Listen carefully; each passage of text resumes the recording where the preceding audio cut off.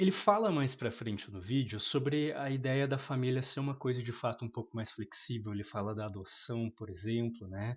Quebrando aquela ideia bem básica que a gente tem de a família é aquela coisa consanguínea.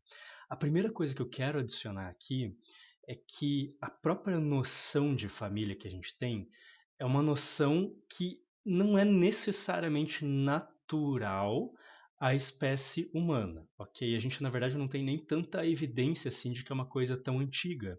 E quando a gente vai para sociedades mais diferentes ao redor do mundo, a gente vai perceber que é um conceito bem construído socialmente, bem construído de modo cultural, dependendo da época e dependendo do lugar. Então, o que define um núcleo familiar é muito específico e muito discutível. Na nossa sociedade recente, a gente tinha a ideia do núcleo familiar como um homem, uma mulher e os seus filhos. Mas convenhamos, a gente mora no Brasil, por exemplo, o próprio conceito de agregado já é um conceito que acaba furando um pouco essa esfera da família clássica. O conceito de agregado não é nem um pouco novo, não foi dos últimos 10 anos, né? Então, essa é a ideia que vai pegando bastante e, de fato, se a gente for ver, tem diversas configurações. Por exemplo, famílias homoafetivas é um exemplo bem recente, mas se a gente for para o passado, muitas das mulheres que a gente tem na Roma antiga, elas não cuidavam dos seus filhos, porque cuidar dos filhos era considerado trabalho de escravo, ou no caso de escravaz, né? Então a gente tem configurações muito diferentes. Mas, aqui como psicólogo, saindo um pouquinho da história, eu confesso que não vou fazer uma crítica ao conceito de família, desde que, óbvio, seja um conceito flexível, de que seja um conceito que dê conta das diferencialidades, mas a ideia de existir um núcleo familiar é uma das primeiras vezes que talvez eu vou dizer, olha, foi uma criação muito louca da história humana, mas que traz muito mais benefício psicológico do que malefício necessariamente, desde que seja bem trabalhada, como eu falei, né? Se a gente ficar tentando forçar a barra de falar que só existe um tipo de família, cara, você vai colocar uma boa parcela da população em uma situação de muito mal-estar, de muita angústia. Então tem esse problema. E outro problema é exatamente o que ele falou agora. E se a família for tóxica?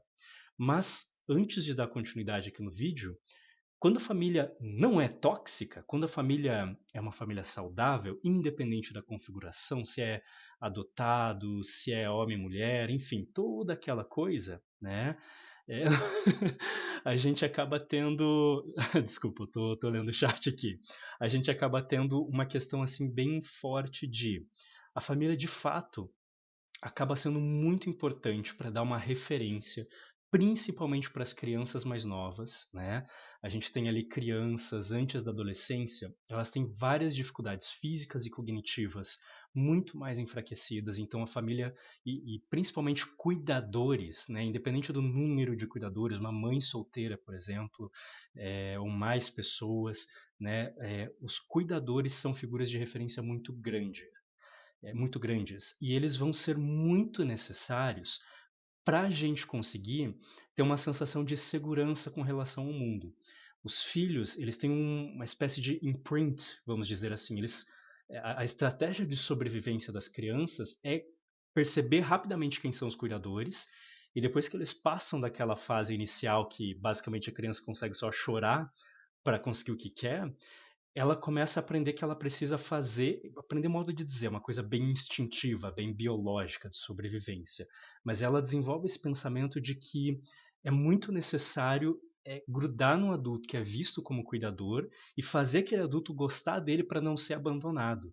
Então, boa parte da experiência da infância é muitas vezes tentar, mesmo que de forma inconsciente, mesmo sem perceber, pegar o jeito de como o cuidador funciona, ok?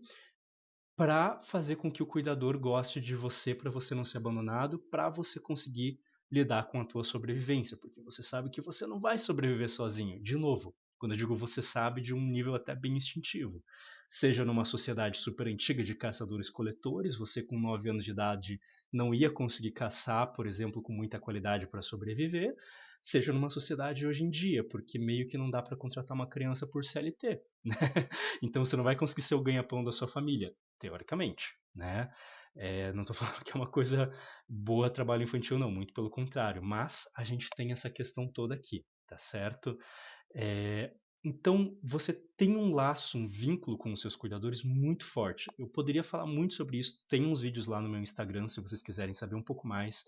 Eu falo sobre diversos tipos de estilos parentais, inclusive, quais efeitos isso acaba causando nos jovens e futuros adultos, né?